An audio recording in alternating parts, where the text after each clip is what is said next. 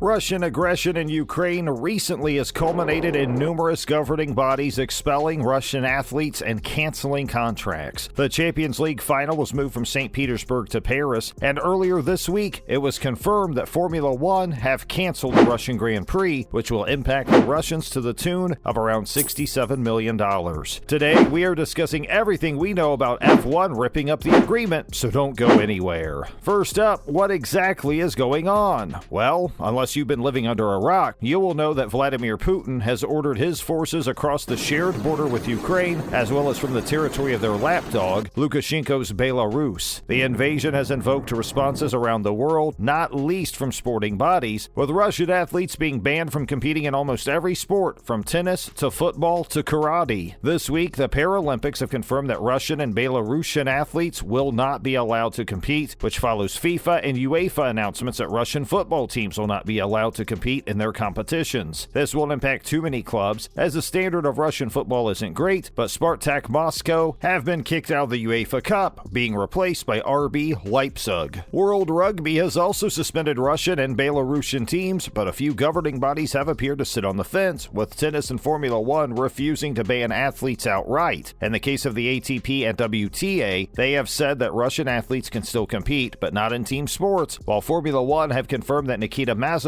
will still be allowed to race, but not under the flag of Russia. While some sports have actually come out and banned Russian teams and athletes, a lot of sports have remained silent, but this is at least a start and will hopefully serve to put pressure on Putin to scale back his aggression. What do you make of Russian athletes being banned? Next, what has happened with the Russian GP? Stay tuned to find out. We have learned this week that the powers that be at F1 have ripped up their agreement with Russian Grand Prix organizers, which means the country will not have a race either this season or in future seasons. It remains to be seen what will happen if the Russians and Ukrainians come to some sort of truce, but for now, it seems as though there will be no race at Sochi Autodrome, nor the new track in Saint Petersburg in the future. The move is in response to Putin's aggression in Ukraine and comes as another big blow for the Russian premier, who had a pretty big hand in bringing F1 to Russia on a regular basis. The Russian race became a fixture of the F1 calendar back in 2014 after Putin and Bernie Ecclestone hashed out a deal thought to be worth around 67 million Australian dollars, which translates to just shy of 50 million US dollars. Formula One, who have recognized the value of canceling the Russian GP following Putin's involvement, were pretty quick to act, not only canceling this September's event, but also any future involvement with the Russians to the approval of the watching world. The Russians have just built a custom track in St. Petersburg, set to open next year to the tune of $366 million.